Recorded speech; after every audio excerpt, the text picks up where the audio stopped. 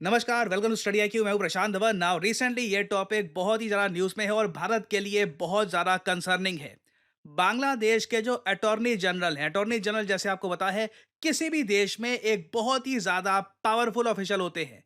तो बांग्लादेश के attorney general ने हाल ही में ये कहा कि बांग्लादेश सिंस एक ऐसा कंट्री है जहां पर 90% आबादी मुस्लिम है, इस्लाम फेथ को फॉलो करती है, तो संविधान से ऑल टुगेदर सेकुलर वर्ड का कोई भी मेंशन रिमूव कर देना चाहिए। इन शॉर्ट, अब पहली बार हमने देखा है कि बांग्लादेश के एक top government official openly media के सामने कॉल दे रहे हैं कि बांग्लादेश को एक इस्लामिक कंट्री बन जाना चाहिए। ये एक बहुत ही ज्यादा कंसर्निंग बात है, ना सिर्फ भारत के लिए, पूरे रीजन के लिए मैं कहूंगा दिस इज वेरी कंसर्निंग। अब यहाँ पे आपका सवाल आएगा कि अच्छा ठीक है, बांग्लादेश बांग्लादेश की आबादी आज के समय क्या है, 17 करोड़ के आसपास है। अगर हम रिलीजियस डेमोग्राफिक्स देखें तो हाँ बिल्कुल, 2022 बांग्लादेश सेंसस के हिसाब से 91% जो यहाँ पर आबादी है ये इस्लाम फेथ को फॉलो करती है। ना इसके आगे अगर हम देखें कि क्या बांग्लादेश में इस्लाम स्टेट रिलीजन है, क्या मतलब सरकारी तौर पे इनके संविधान में लिखा है कि Islam is the state religion of Bangladesh, तो इसका आंसर है हाँ। बांग्लादेश का संविधान देखिए बहुत ही इंटरेस्टिंग है।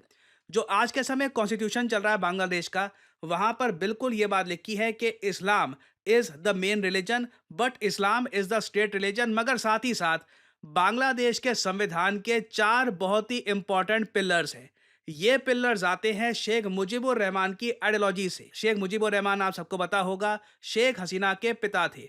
बांग्लादेश की आज़ादी के पीछे ही शेख मुजीबुर रहमान का क्रिटिकल रोल था। और आज के समय पूरे बांग्लादेश में इनके पुतले डिस्ट्रॉय किए जा रहे हैं, जो इनकी कहीं पर पोर्ट्रेट है ये हटाई जा रही है। बेसिकली बांग्लादेश अपने फंडामेंटल्स से बिल्कुल अलग जा रहा है। ना शेख मुजीबुर रहमान ने जब बांग्लादेश की इंडिपेंडेंस स्ट्रगल को आगे बढ़ाया था, उस वक्त इन्होंने एनविजन किया था कि बांग्लादेश एक ऐसा कंट्री बनेगा जिसके चार फंडामेंटल प्रिंसिपल्स होंगे।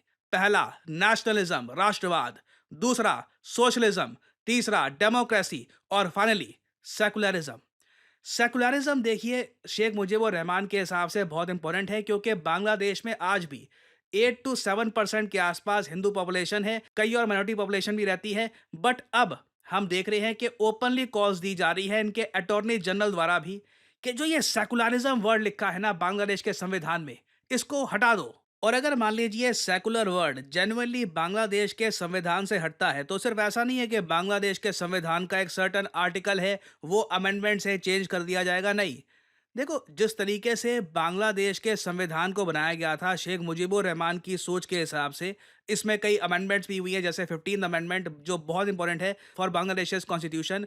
उसके अंदर बांग्लादेश का जो प्रियम्बल है, आप प्रियम्बल समझते हैं ना, प्रियम्बल होता है एक इंट्रोडक्टरी, एक आप कह लीजिए मेन स्टार्टिंग का पेज, जहां पे आपको समझ में आता है कि ये संविधान क्यों बनाया जा रहा है, इस संविधान के पीछे हमारी सोच क्या है, हमारे विचार क्या है। फॉर एग्जाम्पल, आप अगर भारत का प्रियम्बल देखोगे ना, तो वहां पर यह बात साफ साफ लिखी है, we the people of India. और उसके बाद आगे लिखा होता है कि यह संविधान बनाया जा रहा है ताकि हम जस्टिस, लिबर्टी, इक्वालिटी, फ्रेटर्निटी ये सब प्रोवाइड कर पाए सभी नागरिकों को। तो भारत के संविधान में कैटेगोरिकली लिखा हुआ है ये वर्ड सेकुलर। सिमिलरली अभी के लिए जब मैं बात करूं, एज ऑफ 2024 बांग्लादेश का भी जो संविधान है वहां पे प्रियम्बल में ये बात लिखी है कि pledging that the high ideals of nationalism, socialism, democracy and secularism which inspired our heroic people to dedicate themselves and our brave martyrs to sacrifice their lives in national liberation struggle shall be the fundamental principles of the constitution। जिस तरीके से बांग्लादेश के लोगों ने struggle किया, पाकिस्तान के against ये लोग लड़े,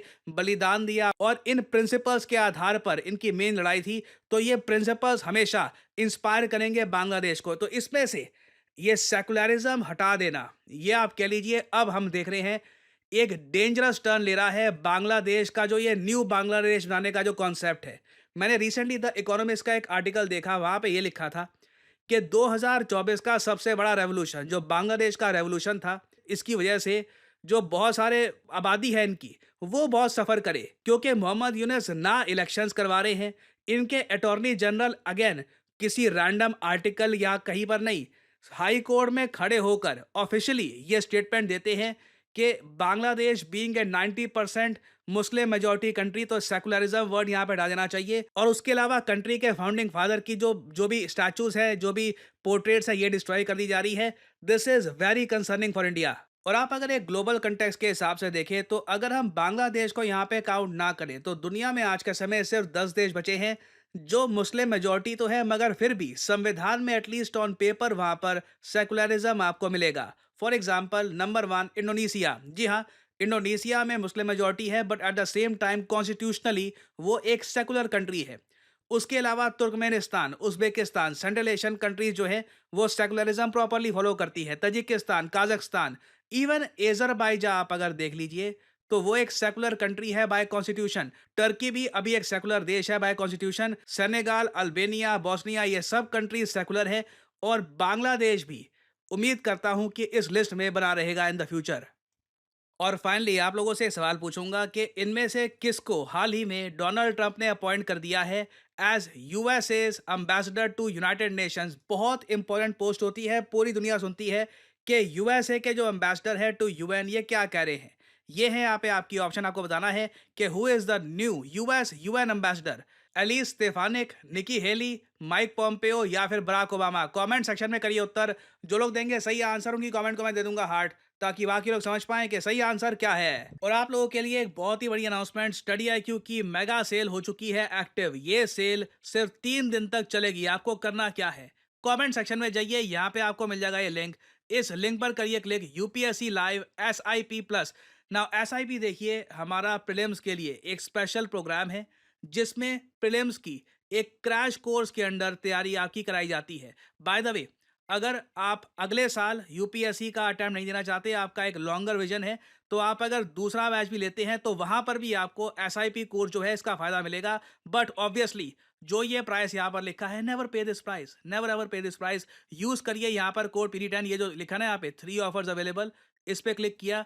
यहाँ पे जो ये कोड दिए हैं इनको आप डालोगे, आपको मैक्सिमम डिस्काउंट नहीं मिलेगा, आप देख सकते हैं। तो अगर आपको मैक्सिमम डिस्काउंट पॉसिबल चाहिए, यूज करिए यहाँ पे code PD10 and you will be able to save a lot of money. Heavily discounted price में आपको ये कोर्स मिल जाएगा। और याद रखिएगा, ये सेल सिर्फ 3 दिन की है, 15 तारीख को ये सेल हो जाएगी खत्म। सो यूज करिए code PD10 and save money. So इसी नोट के साथ ये है वीडियो का अंत। Thank you for listening and as I always say, may the gods watch over you.